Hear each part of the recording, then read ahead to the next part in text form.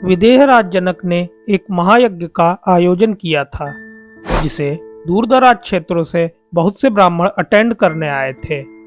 इस यज्ञ में सबसे बुद्धिमान ब्राह्मण के लिए 1000 गाय और 10,000 गोल्ड पीसेस का इनाम रखा गया था।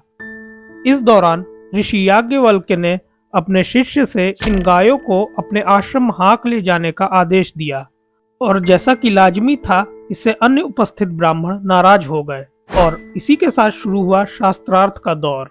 जिन लोगों ने ऋषि याज्ञवल्क्य से शास्त्रार्थ किया, इसमें एक विदुषी यानी लर्नेड लेडी गार्गी भी थी, जिनके क्वेश्चन से एक समय महाज्ञानी ऋषि याज्ञवल्क्य भी चकित हो गए। हालांकि इस शास्त्रार्थ में गार्गी हार गईं, लेकिन याज्ञवल्क्य उनकी बुद्धिमानी से बहुत प्रसन्न हुए। बृहदारण्यक उपनिषद में मेंशन ये इंसिडेंट वैदिक पीरियड में गाय की महत्ता और वुमेन एम्पावरमेंट के बारे में बताता है। लेकिन क्या सच में इस पीरियड में गाय इतनी इम्पोर्टेंट थी कि उसे एज अ प्राइज रखा जाता था? क्या सच में कोई स्त्री मेल डोमिनेटेड असेंबली में इस तरह से किसी पुरुष को चैलेंज कर सकती थी? इंडस वैली सिविलाइजेशन के डिक्लाइन के बाद उपजी वैदिक सिविलाइजेशन की सोसाइटी कैसी थी? इस पीरियड में वर्ण व्यवस्था हमें किस फॉर्म में देखने को मिलती है? आइए जानते हैं इस वीडियो में। इस सिविलाइजेशन को जानने से पहले ऋग्वेद के बारे में जानना सबसे ज्यादा जरूरी है। 4 वेदों में से एक ऋग्वेद 10 मंडलों में डिवाइडेड है। मंडल 2 से 7 सबसे पुराने माने जाते हैं। अब आप ये सोच रहे होंगे कि हम ऐसा कैसे कह सकते हैं। इन सभी मंडलों में लिखावट का एक सर्टेन पैटर्न था, और शेष मंडल नंबर 1, 8, 9 एंड 10 शायद बाद में लिखे गए होंगे, क्योंकि इनमें लिखावट के इस पैटर्न में डिसरप्शन देखने को मिलता है। चूंकि वैदिक सिविलाइजेशन से रिलेटेड हमें कोई इंस्क्रिप्शन नहीं मिले हैं, इसलिए ये 2 से 7 मंडल ही ऋग्वैदिक सिविलाइजेशन के बारे में जानने में हमारी मदद करते हैं। ऐसा माना जाता है कि ऋग्वेद की रचना यज्ञ करने वाले पुजारियों की इच्छा पर ही की गई होगी। इसके मंत्र कई सेंचुरीज तक एक जनरेशन से दूसरी जनरेशन तक ओरली ट्रांसमिट हुए, और हमें ये भी पता नहीं है कि ऋग्वेद को पहली बार कब लिखा गया था। ऋग्वेद की ancient surviving manuscript 11th century की है, इसलिए ये भी गारंटी नहीं है कि जो हम ऋग्वेद के बारे में आज जानते हैं वो फैक्ट्स बिल्कुल सही ही हो। अगर ऋग्वेद में मेंशन नदियों को बेस बनाया जाए तो ये सिविलाइजेशन मेनली ईस्टर्न अफगानिस्तान और पंजाब के सप्त सिंधु रीजन में फैली थी। यहाँ सप्त सिंधु का मतलब लैंड ऑफ 7 रिवर्स से है, जिसमें सिंधु, वितस्ता, असिकनी, परुष्णी, विपासा, सतुद्री और सरस्वती हैं। सरस्वती नदी बाद में विलुप्त हो गई और इस नदी को मॉडर्न घग्गर हाकरा नदी के रूप में पहचाना गया है। कुछ और नदियां ट्रस्टमा, कुभा, क्रुमु, सुवस्तु, गोमती, सरयू, कुशवा और यव्यावती हैं। इनके मॉडर्न नेम्स आप वीडियो रोककर पढ़ सकते हैं। ध्यान देने वाली बात यह है कि आज नॉर्थ इंडिया की लाइफलाइन मानी जाने वाली यमुना नदी का नाम केवल 3 बार और गंगा नदी का नाम केवल 1 बार ही ऋग्वेद में आया है। इससे यह अंदाजा लगाया जाता है कि शायद ऋग्वैदिक लोग गंगा यमुना के मैदानों से ज्यादा परिचित नहीं थे, स्पेशली मिडिल गंगा और लोअर गंगा प्लेन्स से, जो कि वर्तमान में उत्तर प्रदेश, बिहार, झारखंड और बंगाल राज्य हैं। ऋग्वेद में लगभग 30 ट्राइब्स का डिस्क्रिप्शन मिलता है। यदु, तुर्वशा, पुरु, अनु और द्रुह्यु को कलेक्टिवली पंचजन के नाम से जाना जाता था। डोमिनेंट ट्राइब पुरु और भारत थी। ऋग्वेद के अनुसार भारत कबीले के राजा दिवोदास ने दास राजा शंबर को हराया था, जिनके पास बहुत से माउंटेन फोर्ट्रेस थे। अब इन दास राजा शंबर को बहुत से स्कॉलर्स इंक्लूडिंग ब्रिटिशर्स भारत के मूल निवासी के तौर पर देखते हैं और कहते हैं कि आर्य भारत के मूल निवासियों को हराकर भारत में सेटल हुए थे, लेकिन सच्चाई ये नहीं है। दरअसल दास और दस्यु 2 ऐसे ग्रुप्स थे जिनके आर्यों से गायों को लेकर युद्ध हुआ करते थे। लेकिन बाद में ऋग्वेद और पारसी टेक्स्ट अवेस्ता की कंपैरेटिव स्टडी में पता चला कि ये दोनों ग्रुप्स अवेस्ता में दाह और द्रह्यु के रूप में मेंशन है। अब जैसा कि आप मेरे पहले के इस वीडियो में देख चुके हैं कि ऋग्वेद और अवेस्ता में स और ह की इंटरचेंजेबिलिटी बिल्कुल फिट बैठती है। अब जब अवेस्ता में भी दास और दस्यु ग्रुप्स का मेंशन है तो अंदाजा लगाया जाता है कि शायद दास और दस्यु भी आर्य ही थे और उन आर्यों से पहले भारत आए थे जिन्होंने ऋग्वेद की रचना की थी।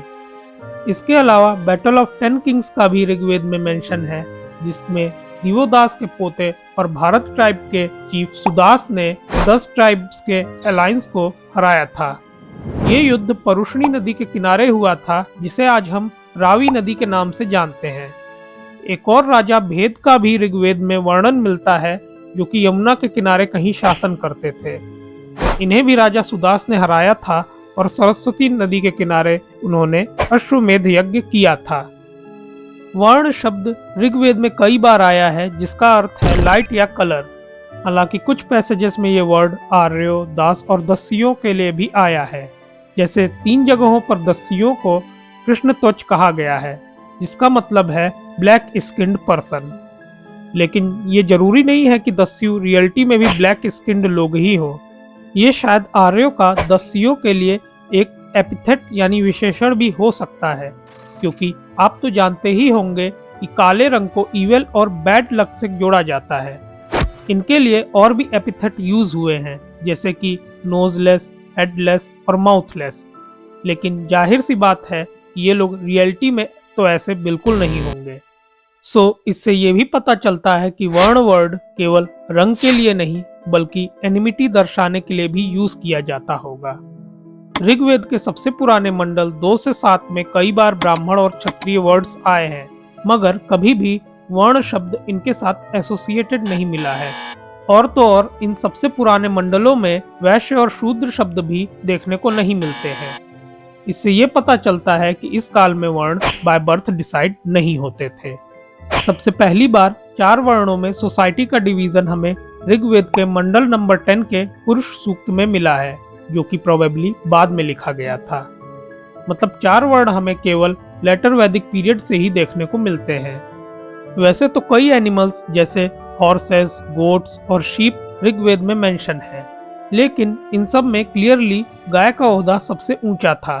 गायों के लिए युद्ध होते थे। गौ प्रीफिक्स का यूज भी कई वर्ड्स में किया गया है, जैसे गाविष्टी, गवेषणा, गोशु और गव्य। इसके अलावा ट्राइबल चीफ को जनस से गोप कहा जाता था। कई टाइम मेजरमेंट की यूनिट जैसे गोधुली और समगवा और डिस्टेंस मेजरमेंट की यूनिट्स जैसे गव्युति और गोचर्मण में भी गौ प्रीफिक्स का यूज देखने को मिलता है। सभा और समिति नाम की 2 असेंबलीज भी ऋग्वेद में मेंशन है। हालांकि इन दोनों के बीच फर्क क्या था ये तो ज्यादा पता नहीं है, मगर अंदाजा लगाया जाता है कि सभा शायद छोटी असेंबली थी जिसमें छोटे लेवल पर इलीट लोगों की गैदरिंग होती थी। वहीं समिति की इलीट गैदरिंग राजन के नेतृत्व में होती थी। इन असेंबलीज में युद्ध में लूटे हुए सामानों का डिस्ट्रीब्यूशन होता था। विदत एक ट्राइबल असेंबली थी जिसमें आम लोग शामिल होकर रिचुअल्स और सेरेमनीज परफॉर्म करते थे। हालांकि गौपालन इस सभ्यता का सबसे प्रमुख काम था, लेकिन कृषि की भी इम्पोर्टेंस कुछ कम नहीं थी। ऋग्वेद में सीड प्रोसेसिंग, अनाज और अनाज को स्टोर करने वाले बड़े जार्स का भी रेफरेंस मिलता है। खेतों को क्षेत्र और अनाज को धान्य कहा जाता था। इंद्र को फसलों का प्रोटेक्टर माना जाता था और इसके लिए उनकी पूजा भी की जाती थी। रथों का निर्माण, मेटल वर्क, सिलाई, बुनाई और कारपेंटरी भी लोगों का प्रोफेशन हुआ करता था। But unlike Indus valley civilisation, यहाँ पर कुछ इंस्टेंसेस जैसे इंद्र के वज्र के निर्माण को छोड़कर मेटलर्जिकल एक्टिविटीज का रेफरेंस काफी कम मिलता है। इंडस वैली सिविलाइजेशन के ऑपोजिट यहाँ पर लॉन्ग डिस्टेंस ट्रेड काफी कम होते थे। शायद व्यापार का काम पढ़ी लोग करते थे जो कि वैदिक क्रियाकलाप में हिस्सा नहीं लेते थे। इस कारण से ऋग्वेद में इन्हें as a negative character present किया गया है। दूध और इनके प्रोडक्ट, ग्रेन्स, वेजिटेबल और फ्रूट्स वैदिक लोगों का प्रमुख खान पान था। मीट खाने का भी कहीं कहीं रेफरेंस मिलता है। इसके अलावा जानवरों की बलि यज्ञ के समय दी जाती थी। गाय अघन्य थी, यानी जिसे मारा नहीं जा सकता, और यही कारण है कि हिंदू धर्म में आज भी गाय एक पवित्र जानवर है। हालांकि कुछ स्कॉलर्स ऐसा मानते हैं कि गाय की बिन सोचे समझे की गई किलिंग्स पर ही रोक थी, न कि पूरी तरह से। खैर आज भी ये फैक्ट कंट्रोवर्शियल ही माना जाता है। वैसे आप भी हमें कमेंट्स करके बताएं कि क्या काउ स्लॉटर ऋग्वेद में पूरी तरह से बैन था। अगर वुमेन कंडीशन की बात करें तो 19th सेंचुरी के समाज सुधारकों और 20th सेंचुरी के नेशनलिस्ट हिस्टोरियंस ने ऋग्वैदिक पीरियड को वुमेन के लिए गोल्डन एज बताया है, और ये लोग काफी हद तक सही भी थे, क्योंकि ऋग्वैदिक सोसाइटी के पैट्रियार्कल होने के बावजूद भी महिलाएं सभा अटेंड करती थी, रथ दौड़ में भाग लेती थी। कई वुमेन सेजेस के रेफरेंस भी ऋग्वेद में मिले हैं। इवन वे अपने लिए हस्बैंड भी खुद ही चुनती थी, और ऐसे रेफरेंसेस रामायण में सीता जी और महाभारत में द्रौपदी के लिए भी मिलते हैं। और तो और उनका हस्बैंड मर जाए तो वो पुनर्विवाह भी कर सकती थी। और यही फैक्ट समाज सुधारक ईश्वर चंद्र विद्यासागर ने 19th सेंचुरी में वीडो रिमैरिज के सपोर्ट में दिया था। और जो गार्गी और याज्ञवल्क्य के बीच में शास्त्रार्थ का इंसिडेंट मैंने सबसे पहले वीडियो में बताया था, उसे भी वुमेन एम्पावरमेंट के तौर पर पेश किया जाता है।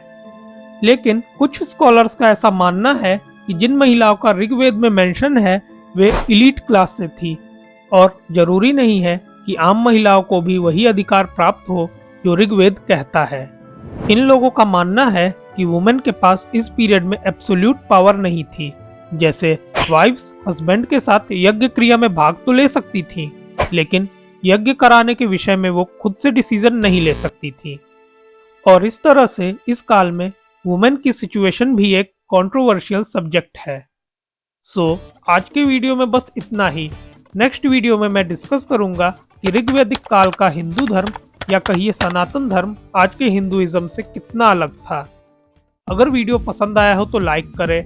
ऐसे ही हिस्ट्री से रिलेटेड और वीडियोस देखने के लिए चैनल को सब्सक्राइब कीजिए।